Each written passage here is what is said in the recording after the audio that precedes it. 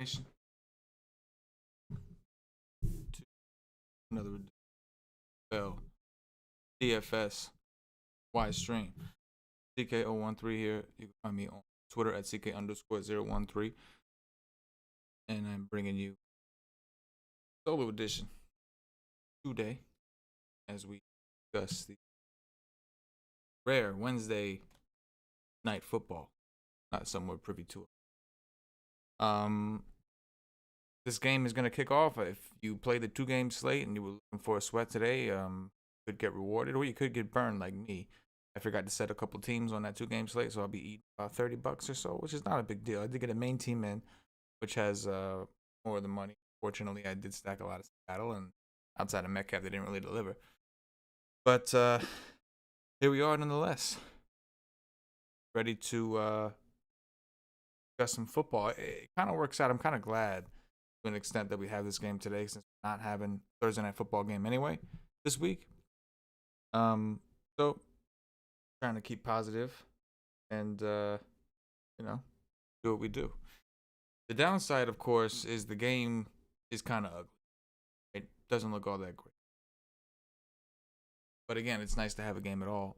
Those of you joining us, please hit the like button. I know it's a new time, but we try to do this show before lock when we can on showdown days. That's what we're trying to do. So hit the like button if you haven't already. It really helps us out and allows us to continue to do what we do on the YouTube and Twitch networks. Shout out to Patio Joe chat. Shout out to Best Demon. Lewis with a question. Hollywood or Des? Get there.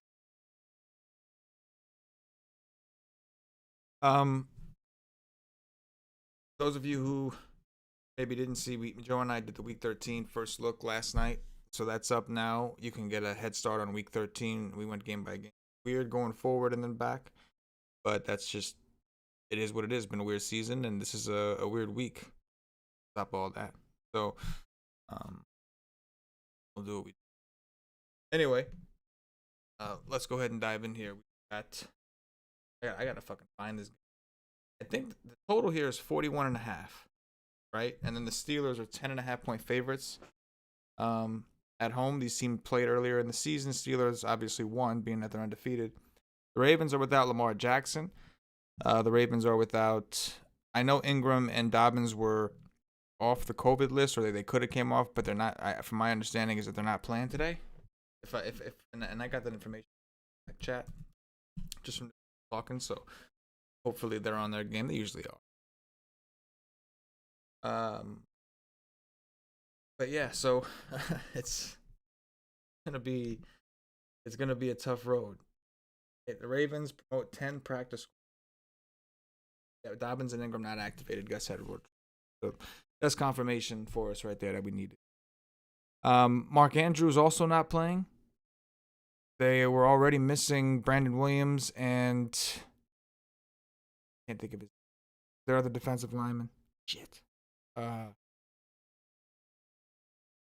can't think of his Calais, right? Calais Campbell. That's it. But it's gonna be a tough road. On top of that, they couldn't beat the Steelers when they played them earlier. Now they're playing the Steelers in Pittsburgh also. Starting with the Ravens side, I guess starting with the Ravens side, I think I'm not that interested in the Ravens offense. I think Marquise Brown has struggled with Lamar Jackson. I don't necessarily expect Robert Griffin III, RG3, who's the starter for the Ravens, to be all that competitive, especially because the Steelers have a really good pass rush, and the Ravens offensive line is also banged up and just ravaged with injuries. So I'm worried about the Ravens offense. I don't think they fare very well in this game. I think Gus Edwards is the first place you're looking because you know he's going to get carries. And Gus Edwards is fine. You could even look at his backup, Justice Hill, who I think will also have to get some work at 2,200. So I think for value, you could roll with a Justice Hill, especially if you're having a build where you're concerned that Gus Edwards, that is mostly Steelers, right? If you have a build, which I think most builds will have mostly Steelers, the value may be the easiest way to get the better Steelers and also not invest too much on the Ravens side, though you do have to roster someone from the Ravens. So I expect Edwards to get majority of the carries, but I do think we'll see some of Justice Hill. And As far as the receivers go, Marquise Brown has kind of been struggling with Lamar Jackson. So again, I'm a little concerned about what he can do at RG3. Des Bryant, I know I saw someone in the chat asking about Des Bryant. On the 2-game slate, I thought he was fine because he was like 30-something hundred. Right? On this slate, I'm a little nervous about it. 4,800, I know it doesn't seem that big of a difference, but when you look at the circumstance, I'm a little nervous. I think my favorite receiver is probably Duvernay, and that's because, if I didn't mention it, Willie Snead is also out.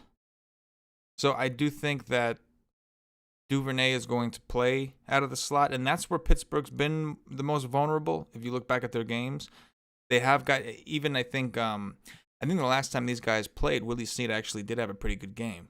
One of his best games of the year, I think. So I think Duvernay's my favorite because I expect him to play at a slot. I think RG3 is going to have to get rid of the ball quick. He's already down a tight end.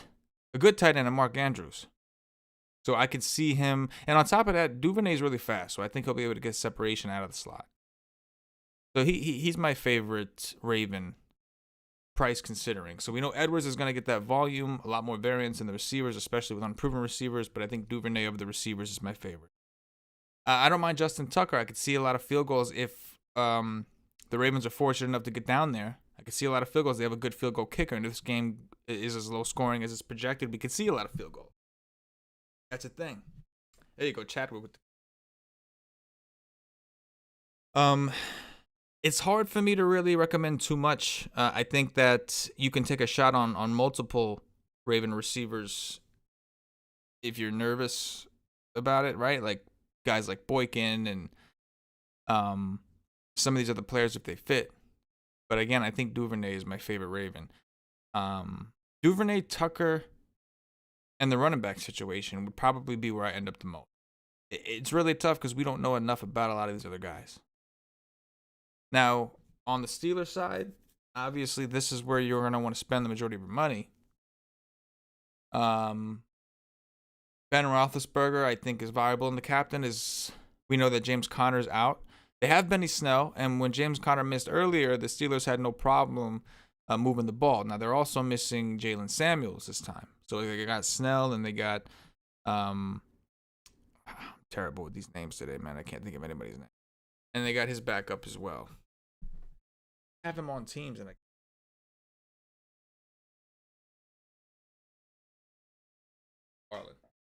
Barlin. Unbelievable. Doing shows on a Wednesday, not ideal, I guess, with the brain. But yeah, I think that you can definitely make a strong case to put Ben in the captain. I expect this game to be one-sided. Deontay Johnson, I think, is the number one receiver. And what I mean by that, I'm not saying I think he's the best receiver. I'm not saying I think he's the most talented. I just think on a week-to-week basis, I think he's the number one when he's healthy. And we've seen that. We know the Steelers' offense hasn't changed much over the years. This year they made some adjustments because their running game hasn't been as effective, and also I think they've made efforts to get the ball out of Ben's hands quick. Since he's a little immobile and getting up there and a big dude, but I think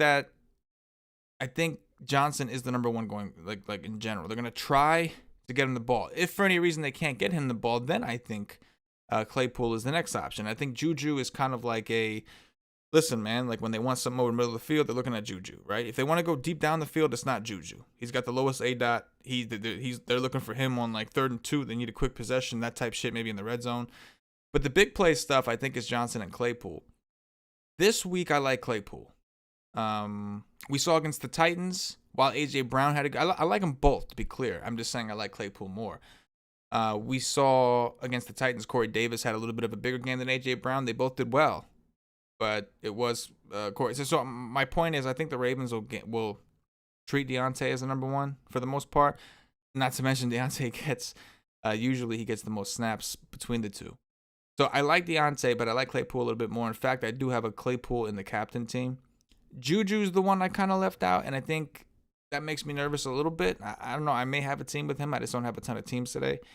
But the ADOT thing is the upside. But on a slow-paced game, if we think the Ravens' defense shows up, then Juju probably is one of the better options in a PPR format. But I prefer the big play guys, Johnson and Claypool, and I have Claypool slightly ahead of Johnson. I think you can play them both or all three if you can, if you have Big Ben in your captain. Don't mind Ebron, though it's not particularly a phenomenal spot for him more than anyone else. Just we know he can get targets. I'm not crazy about the price, but when they get in the red zone especially, he's a threat to score, right? I think you could play the Steelers defense today, I'm sure. I don't love paying $7,800 on DraftKings for a defense on these showdown slates, but I understand the situation. And I do think that Baltimore's offense is really going to struggle. So I could see some picks. I could see some things happening. I like it. RM has a question. Do you play RG3 in cash games? I don't think you have to. I mean, you could, I think, depending on what you're doing, but I would probably prioritize the Steelers in my cash games today. Mind you, I don't play cash games much for football, especially not in showdown slates. Basketball, baseball, from time to time I'll get more in depth with that, but to be clear, RM, I'm pretty one-sided on this, and I think that's the chalk approach that could end up, being my downfall today. But I think that I think I'm mostly on the Steelers side here. I'm not terribly interested in RG3. I'm a little nervous. He is cheap for a showdown slate, so if you have it all worked out, the issue is Ben Roethlisberger is very expensive. Johnson, Claypool, the guys you want, Juju, even Benny Snell, who I'll talk about in a second, are also expensive. Even the defense for the Steelers is expensive. So it's tough for me to find the money to invest for Raven without sacrificing like two of these dudes. For RG3, I should say. That's my concern. Chadwick says Deontay and the captain of Steelers. I'm fine with it, man. I think Deontay or Claypool is the way to go. I have a Snell, a Claypool, and a Ben Roethlisberger. And I do think Johnson is the number one. I just think number two receivers have a slightly better matchup in this particular situation. But I got no problems with that. Chadwick. DJ Shane, Boykin captain. I don't think I would put Boykin in there. I understand the merit in that. Like, you're just looking to my assumption on DraftKings, if you're doing something like that, when you punt the captain, you're hoping that the guy gives you a respectable score, and he just allows you to fit in more of the expensive guys. So maybe you have one of those cheap receiver Raven guys, and then you're able to get Big Ben, Deontay, Claypool, and Juju. I'm not saying you can, just saying hypothetically. I think that's the mindset when looking at that approach. And if I was going to take a shot on anyone, it would be Duvernay. And I explain why, because I believe he's expected to pick up the slot snaps for Willie Snead. And I do think that that's where these Pittsburgh Steelers defense is the most vulnerable out of the slot. Duvernay himself is also very quick. I think he will find separation out of the slot. And I think RG3 is going to have to get rid of the ball quick. So I think he's going to be looking for a slot. Get rid of the ball. So I would try Duvernay, but again, like, I'm not going that risky. I'm going with the one of the Steeler dudes up in there. Snell, I didn't really talk about. I expect Snell to at least get Connor's workload. He's in a similar situation with McFarland as the only main backup. I think he's in play also. If you're looking for a punt, you don't want to invest too much, or if you want to create a build where you think that the Steelers dominate, which is what everything thinks, and you think the Steelers let up at the end, I could see McFarland getting a lot of garbage time carries as well. But I'm interested in the running game. Number one, for game flow. Typically, home favorite running backs is a strong correlation with them in fantasy points. And also because we want to take advantage of the Ravens situation. They are not nearly as good against the run as Derrick Henry demonstrated. Now, obviously, that's Derrick Henry. But not nearly as good against the run without Brandon Williams, without Calais Campbell. So, I think that Snell is a guy that I want. I'll play him with Ben. I don't have a problem with that. There are some situations where you may be able to get him, but not Juju, and that's fine. I'm willing to do that. I think he'll catch a couple passes, but I think the volume will be there. And again, I do think there's merit to McFarland, 2,600. If you can't fit in Snell, I think Snell will get a majority of the work, but we still see other players, other running backs get in there from time to time, and we've seen Snell get a couple carries. We saw Jalen Samuels before his injury get a couple carries, but obviously, Snell is the guy. If you could fit him, go get him. And then the Steelers defense. So I'm building a lot of Steeler onslaughts. It's hard to make a true argument for the Ravens side. If it was just the skill players, if it was just Lamar Jackson, Andrews, and the running backs, it's not just that. There's also offensive line versus defensive line issues here. And I really think that RG3 is going to be under a lot of pressure. Now, if he's not, obviously the contrarian way to go would be to play more, to stack more of the Ravens. But even from that perspective, then it comes down to who you're stacking them with. Now, I know I mentioned I'm higher on Duvernay. But if you're going, if you're playing Griffin, then you would think it's more than one. So you would think it's him, Duvernay. Maybe he does throw to Edwards.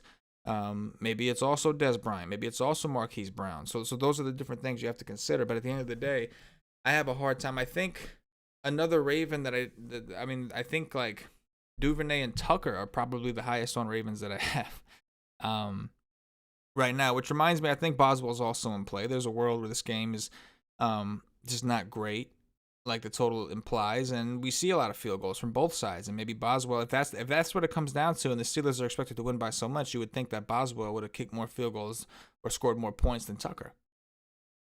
A lot of ways to go. I had mentioned, I'll tell you guys, let me just tell you who my captains are.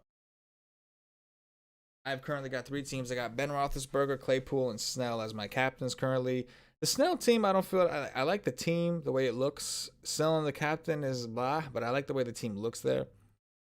I do have the Steelers on 2 out of 3. The defense, yeah, Tucker and Duvernay. And as a matter of fact, I'd like to find a way to play a little bit more Duvernay, but I guess I'll have to leave some money on the table, which is always contrarian anyway. That's always contrarian. Not the worst. But anyway, Nation, that's going to do it with the solo show. Again, make sure you check out the first look for Week 13. Looks like a pretty good slate. Me and Joe went game by game last night. We'll have the Y stream on Friday. Don't forget to take advantage of our NBA Black Friday special. You can get that for $69.99 after promo code BLKFRI2020. You can get the NBA whole season NBA. And I'm attaching, what I'll probably do is I'll probably attach the tags for the NFL stuff. So if you don't have NFL with us, if you get NBA, you'll get access to the NFL stuff. At least the posts, which is everything. So take advantage of that shit. Do yourself a favor. Do me a favor. And hit the like button, because the like button helps us out, guys. It does. But I appreciate y'all that did find the time to come hang out with me on a random ass Wednesday. No Thursday night football this week, but we will be back at it Friday night. And then NBA is coming, man. Just a couple weeks away. We'll be on here talking NBA, doing all that dirty shit. Appreciate y'all. Hit the like button for myself, the entire White Stick Nation, as always. Yeah.